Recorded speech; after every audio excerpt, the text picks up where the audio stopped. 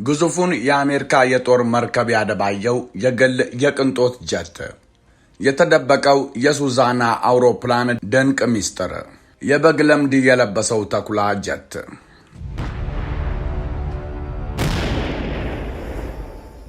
እስከ አፍንጫው ዘመናዊ የጦር መሳሪያ የታጠቀን የአሜሪካ ግዙፍ የጦር መርከብ አድኖ የሚያጠፋ አውሮፕላን በአይነ ህሊናችሁ ሳሉ ብንላችሁ ምናልባት ወደ አእምሯችሁ የሚመጣው እጅግ ፈጣን በረቀቁ ወታደራዊ ቴክኖሎጂዎች የተሞላና ሰማይን እየቀደደ የሚያልፍ ዘመናዊ የጦር ጀት ሊሆን ይችላል።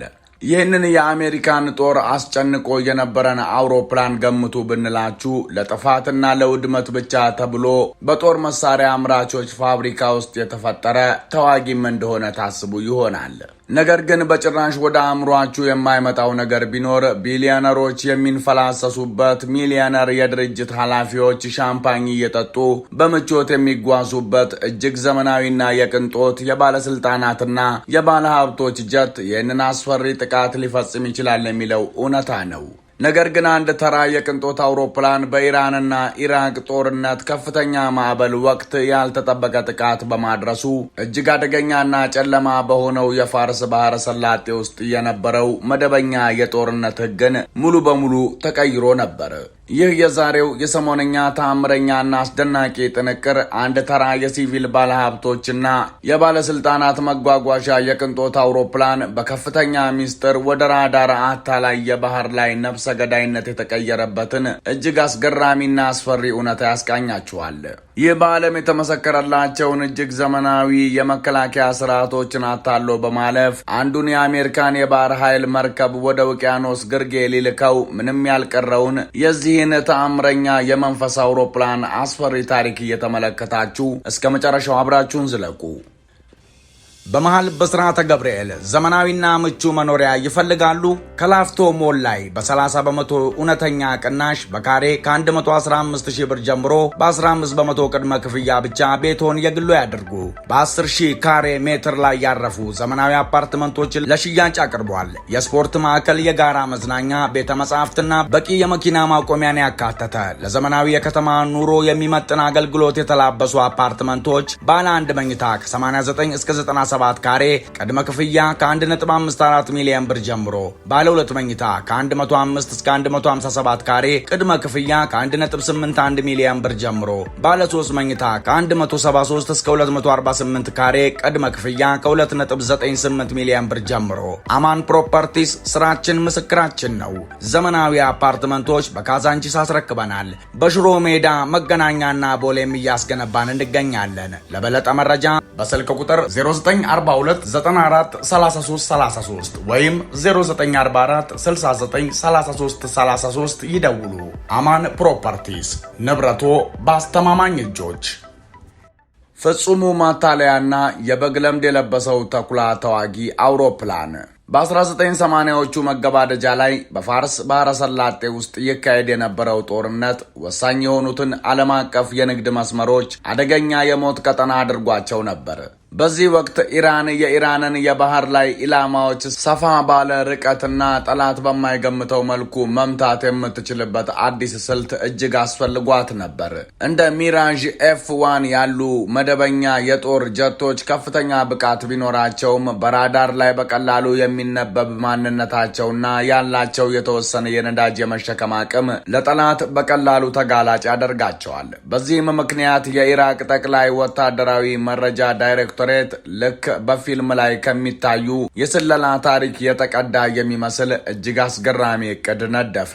ለዚህም እቅዳቸው ዳሶልት ፋልከን 50 የተሰኘውን እጅግ ምቹ በሆነው በረራውና አህጉራትን አቋርጦ በመብረር አቅሙ የሚታወቀውን ባለ 3 ሞተር የሲቪል ባለስልጣናትና የባለ ሀብቶች የቅንጦት ጀት መርጠው ወደ ጦር መሳሪያነት ሊቀይሩት ወሰኑ። ሀብታም ነጋዴዎችን አሳፍሮ እንደሚበር ምንም ጉዳት እንደሌለው ተራ የንግድ አውሮፕላን በማስመሰል ይህ አውሮፕላን ምንም አይነት ጥርጣሬ ሳያስነሳ በሲቪል የአየር ኮሪደሮች ውስጥ በነጻነት መንቀሳቀስ ይችላል ብለውም ወሰኑ። ይህ ድርጊት የበግ ለምድ የለበሰ ተኩላ ከመሆንም በላይ ነበር። አንድ መደበኛ የጦር ጀት በባህር ኃይል ራዳሮች ላይ በሚታይበት ጊዜ የሚፈጥረውን ድንገተኛ የመከላከያ ሽብር ሳያስነሳ በሰማይ ላይ ለሰዓታት ያለምንም ስጋት መንሳፈፍ የሚችል ፍጹም የጦር መሳሪያ ሆኖ ተዘጋጀ።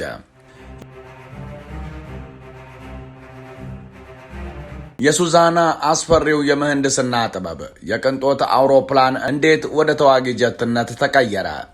ታዲያ አንድን የቅንጦት የባለስልጣናት ጀት ወደ ገዳይ ጸረ መርከብ የጦር መድረክነት መቀየር እብደት የተቀላቀለበት እጅግ ረቂቅ የምህንድስና ጥበብን ይጠይቃል። ይህንን ለማሳካትም ኢራቃውያን ፋልከን 50 አውሮፕላኑን በከፍተኛ ሚስጥር ወደ ፈረንሳይ በማብረር ልዩ በሆነ የአቪዬሽን ማዕከል ውስጥ እጅግ የተወሳሰበና ሚስጥራዊ የሆነ የማሻሻያ ስራ እንዲሰራበት አደረጉ። የዚህ የሲቪል አውሮፕላን መደበኛና ለስላሳ የሆነው የአፍንጫ ክፍል ሙሉ በሙሉ ተቆርጦ ተወገደ። በሱ ምትክ መሐንዲሶቹ የሲራኖ 4 የተባለውን እጅግ ዘመናዊ የእሳት መቆጣጠሪያ ራዳር ስርዓት በውስጡ የያዘውን የሚራዥ ኤፍ1 የጦር ጀት ስለታምና ሹል የሆነ አፍንጫ ገጠሙለት። የውጭው አካል ማሻሻያ በዚህ ብቻ አላበቃም። በስፋት በተዘረጉት የሲቪል አውሮፕላኑ ክንፎች ስር 2 ግዙፍ የሆኑ የኤግዞሴት ጸረ መርከብ ሚሳይሎችን መሸከም የሚያስችሉ እጅግ ጠንካራ የብረት መዋቅሮች በብየዳ ተያያዙ።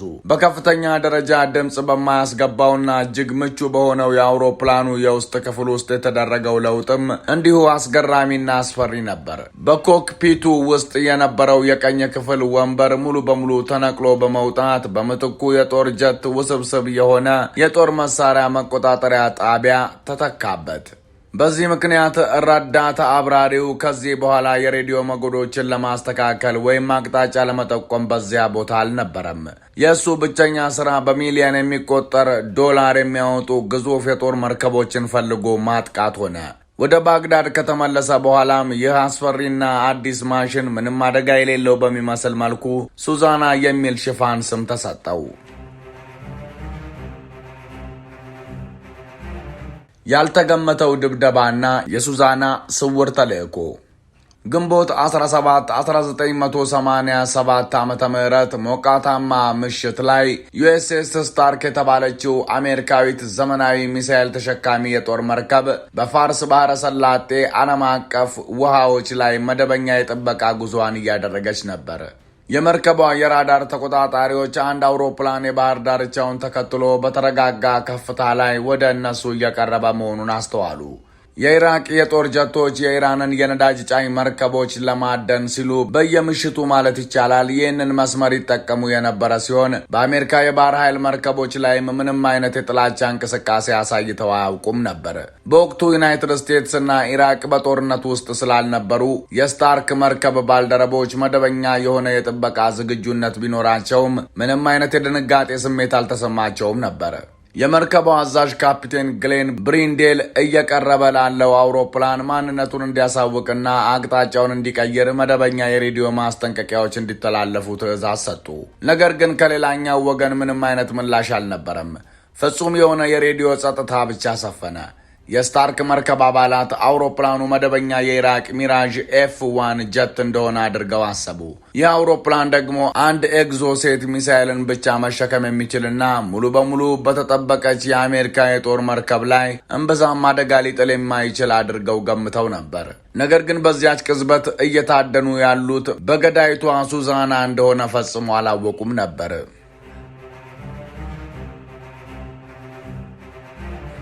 አስፈሪው ጥቃትና 2 ገዳይ ሚሳኤሎች በድቅድቅ ጨለማ ውስጥ ምንም አይነት ጥርጣሬ ሳይነሳበት እየበረረ የነበረው የዚህ የተሻሻለ ፋልከን 50 ጀት አብራሪ አውሮፕላኑን ወደ መርከቧ አቅጣጫ በማዞር ሙሉ ቁጥጥሩን በተቀየረው የቀኝ ወንበር ላይ ለተቀመጠው የጦር መሳሪያ መኮንን አስረከበ። መኮንኑም በተተከለው የሚራዥ ራዳር ላይ ብቻ በመመካት የዩኤስኤስ ስታርከን ግዙፍ የብረት አካል በስክሪኑ ላይ አነጣጠረ። የአሜሪካውያን ተደጋጋሚና አስጨናቂ የሬዲዮ ጥሪዎች ፈጽሞ ምላሽ ሳይሰጥ ሱዛና ገዳይ ሸክሟን አራገፈች። የመጀመሪያው ኤግዞሴት ሚሳኤል ከባለስልጣናት ጀቱ ክንፍ ስር በመለቀቅ በግምት 35 ኪሎ ሜትር ርቀት ላይ የሮኬት ሞተሩን አቀጣጠለ። ከጥቂት ቅጽበቶች በኋላ ሁለተኛው ሚሳኤል ተተኮሰ። እነዚህ ሚሳኤሎች ከድቅድቅ የውቅያኖስ ማዕበል ጥቂት ጫማዎች ብቻ ከፍ ብለው ከድምፅ ጋር በተቀራረበ ፍጥነት በመምዘግዘግ የመርከቧን አውቶማቲክ የመከላከያ ስርዓቶችና አዳኝ ራዳሮች ሙሉ በሙሉ አታለው አለፉ። የመጀመሪያው ኤግዞሴት ሚሳኤል በስታርክ መርከብ የግራ ጎን ላይ በመጋጨት ጠንካራውን የብረት አካል ቀዶ ገባ። ምንም እንኳን የተሸከመው የቦምብ አካል በተአምራዊ ሁኔታ ባይፈነዳም ሚሳኤሉ ውስጥ የነበረው ያልተቃጠለ የሮኬት ነዳጅ በመርከቧ ውስጥ እጅግ አስፈሪና አውዳሚ የሆነ የእሳት አደጋን ፈጠረ። ከ30 ሰከንዶች በኋላ ብቻ ሁለተኛው ኤግዞሴት ልክ በመጀመሪያው ቦታ ላይ መጥቶ በመምታት እጅግ ከፍተኛ በሆነ ኃይል ፈነዳ። በመርከቧ ላይም 15 ጫማ ስፋት ያለው ግዙፍ ቀዳዳ በመፍጠር የውጊያ መቆጣጠሪያ ማዕከሉን በቅጽበት አወደመው። አሳዛኙ የሱዛና መጨረሻና ታላቁ ድብብቆሽ። ይህ ድንገተኛ ጥቃት የ37 አሜሪካውያን የባህር ኃይል አባላትን ሕይወት የቀጠፈና በ21 ሌሎች ላይ ደግሞ ከባድ ጉዳት ያደረሰ እጅግ ዘግናኝ የደም መፋሰስ ነበር። ዩኤስኤስ ስታርክ ወደ ባህረ ሰላጤው ግርጌ ከመስመጥ የተረፈችው በሕይወት የተረፉት የመርከቧ አባላት ሌሊቱን ሙሉ ከሚያስፈራው የኤሌክትሪክ እሳትና ውሃ ከሞላባቸው ክፍሎች ጋር በጀግንነት ባደረጉት እጅግ የሞት ሽረት ትግል ብቻ ነበር። ከዚህ አሳዛኝ ክስተት በኋላ የተፈጠረው የጂኦፖለቲካ ውዝግብ እጅግ ፈጣንና ከፍተኛ ግራ መጋባትን የፈጠረ ነበር። ኢራቅ አብራሪው የአሜሪካዋን የጦር መርከብ ከኢራን የነዳጅ ጫኝ መርከብ ጋር በስህተት እንዳለዋወጠው በመግለጽ በይፋ ይቅርታ ጠየቀች። ለበርካታ ዓመታትም በሁለቱም መንግስታት ዘንድ በይፋ ሲነገር የነበረው ታሪክ ጥቃቱ የተፈጸመው መንገድ በሳተ አንድ የሚራዥ ኤፍ1 የጦር ጀት ነው የሚል ነበር። በጦር መሳሪያ የታጠቀ የባለስልጣናት የንግድ ጀት መኖሩ በወቅቱ ለነበረው ዓለም አቀፍ የመከላከያ ተቋም በአደባባይ ለማመን እጅግ የሚያሳፍርና በሕግ ደረጃም የተወሳሰበ ጉዳይ ነበር። ሱዛና ከዚያ በኋላ ምንም አይነት የውጊያ ተልዕኮ አላደረገችም። ከጊዜ በኋላም በባህረ ሰላጤው ጦርነት ወቅት ሙሉ በሙሉ ተደብቃ እንድትቀር ተደረገች። ነገር ግን ያቺ አንዲት ገዳይ በረራዋ በዘመናዊ የባህር ኃይል ታሪክ ውስጥ እጅግ እንግዳና አሳዛኝ ከሆኑት ምዕራፎች አንዷ ሆና ትታወሳለች። እጅግ ገዳይ የሆኑ አደጋዎች ብዙውን ጊዜ ምንም ጉዳት የሌላቸው በሚመስሉ ቅርጾች ሊመጡ እንደሚችሉ በማስተማርም ታሪኳ ዛሬም ድረስ ይነገራል። የተወደዳችሁ የሰሞነኛ ቤተሰቦች የዛሬው አስደናቂ ጥንቅራችን ይህን ይመስል ነበር። አብራችሁን ስለቆያችሁ ምስጋናችን ከልብ ነው። ሰብስክራይብ በማድረግ ቤተሰብ ሁኑን። በሌላ ጥንቅር እስከምንገናኝ ሰናይ ጊዜ። ሰላም በምድራችን ላይ ይስፈን። ሰላም። በመሃል በስራተ ገብርኤል ዘመናዊና ምቹ መኖሪያ ይፈልጋሉ? ከላፍቶ ሞል ላይ በ30 በመቶ እውነተኛ ቅናሽ በካሬ ከ115,000 ብር ጀምሮ በ15 በመቶ ቅድመ ክፍያ ብቻ ቤቶን የግሎ ያድርጉ።